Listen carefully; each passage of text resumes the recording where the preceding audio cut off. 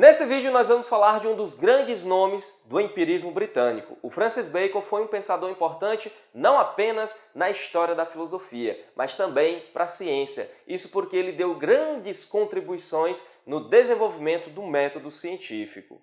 Só para vocês terem uma noção, o Kant dedicou a Crítica da Razão Pura, a sua grande obra, para o Francis Bacon. Isso porque ele percebeu a grande contribuição que esse pensador deu para o conhecimento.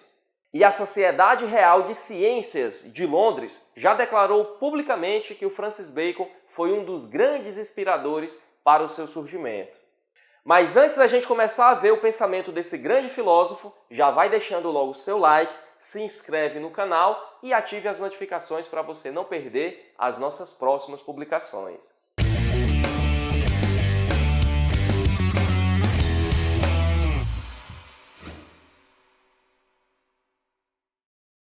Juntamente com Descartes, o Francis Bacon é um dos iniciadores do pensamento moderno. Só que, diferentemente do Descartes, que aproveitou a sua herança para se dedicar exclusivamente aos estudos, o Francis Bacon teve uma carreira brilhante na política. Com apenas 23 anos de idade, ele começa a fazer parte do parlamento britânico, chegando a procurador-geral do reino e, posteriormente, ele chega ao cargo de Lord Chanceler. É como que, para a gente aqui, ele fosse o ministro da Justiça.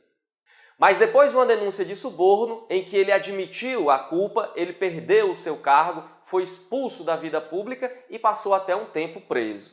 O Francis Bacon acompanhava de perto todos os avanços da ciência. Ele estudava a fundo mineralogia, geologia, metalurgia, acompanhava os avanços no campo da agricultura. Ele ficava também muito admirado com todos os benefícios trazidos por invenções técnicas, como a pólvora, a imprensa, a bússola, e se perguntava, a filosofia, o que é que a filosofia está trazendo de benefícios práticos para a gente? A filosofia que naquele tempo era a filosofia escolástica, fundamentada na teoria, na filosofia do Aristóteles, que via a ciência como um conhecimento puramente teórico e especulativo.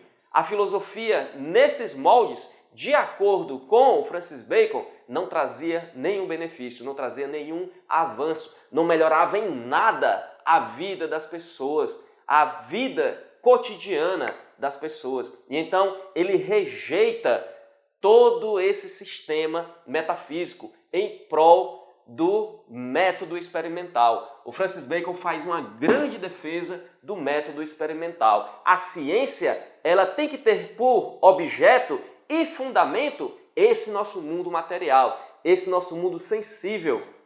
A experiência é que tem que fundamentar a ciência.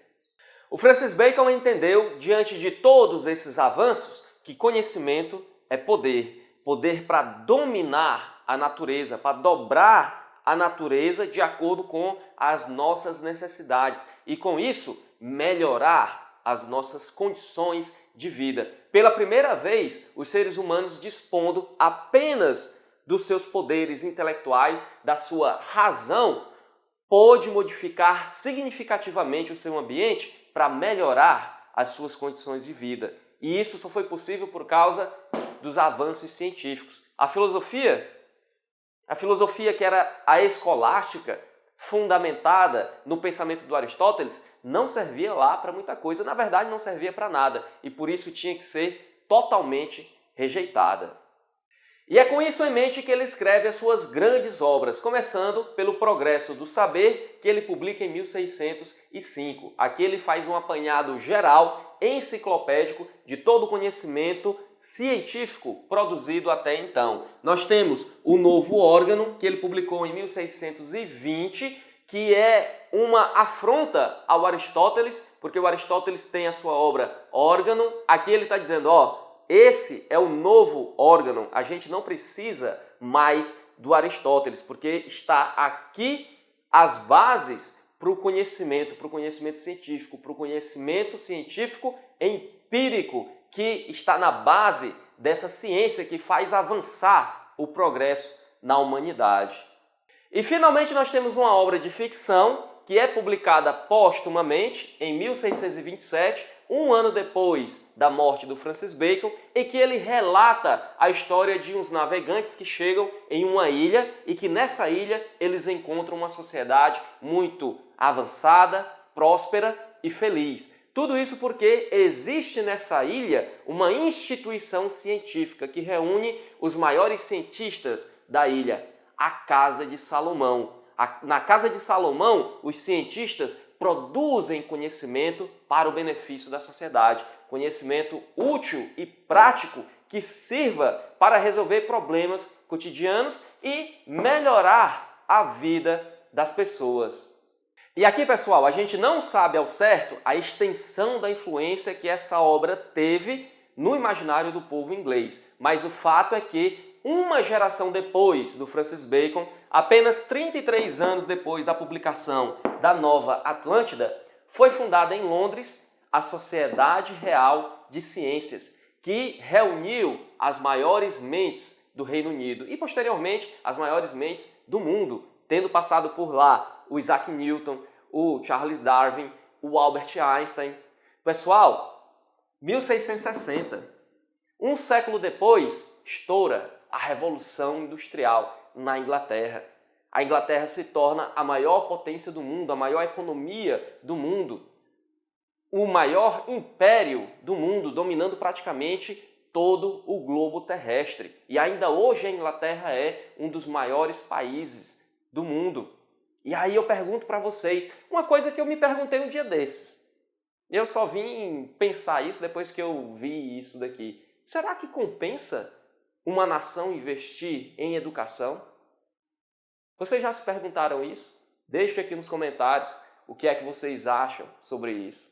E fazendo um apanhado geral da sua obra, nós podemos dizer que a grande contribuição que o Francis Bacon deu, tanto para a filosofia quanto para a ciência, foi a sua teoria dos ídolos. De acordo com ele, existem ilusões, distorções e preconceitos na nossa mente que nos impedem de avançar no conhecimento, que nos impedem de chegar ao conhecimento verdadeiro, o conhecimento que beneficia as pessoas e que nos deixam presos em falsas teorias, conhecimentos abstratos que não nos levam a lugar nenhum. E então nós temos que identificar esses ídolos para que quando nós estivermos fazendo uma investigação científica, esses ídolos não nos atrapalhem. E de acordo com ele, os 4 ídolos são o ídolo da tribo, o da caverna, o do mercado e o do teatro. O ídolo da tribo é aquela ilusão que nós temos referente à espécie humana que faz a gente pensar que existe alguma correlação entre o ser humano e a natureza. Aquele negócio de que o ser humano é um microcosmos dentro do macrocosmos que é a natureza e que por isso o homem pode conhecer com certeza a natureza, tudo isso é falso. De acordo com Bacon, pela nossa própria natureza, existem limites para o conhecimento humano. Já o ídolo da caverna são os preconceitos que a gente carrega por conta da nossa própria individualidade. Quando nós estamos na investigação científica, muitas vezes a gente quer colocar nas descobertas aquela nossa visão de mundo. E o mundo é uma coisa e a nossa visão de mundo é outra. Se a gente quiser entender mesmo o mundo de maneira objetiva, nós temos que deixar toda a nossa subjetividade de lado.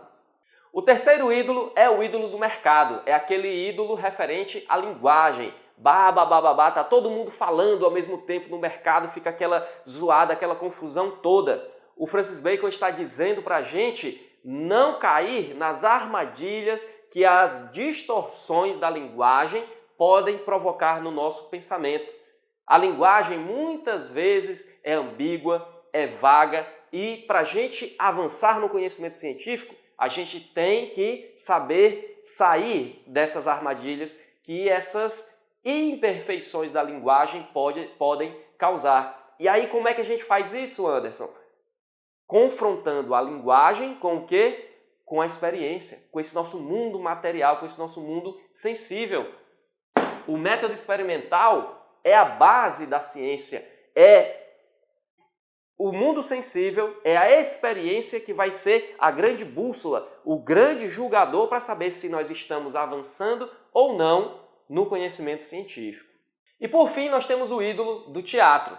Falsos sistemas filosóficos podem nos impedir de chegar ao conhecimento verdadeiro, como se fossem aqui montagens teatrais. Nós temos personagens com sua autoridade dizendo para a gente o que é o verdadeiro conhecimento, quando na realidade tudo aquilo é falso. E aqui ele cita 3 exemplos, como os sofismos do aristotelismo, a química falsa dos alquímicos e todo aquele misticismo do platonismo que confunde filosofia e teologia. Para a gente avançar no conhecimento científico, a gente tem que deixar tudo isso de lado.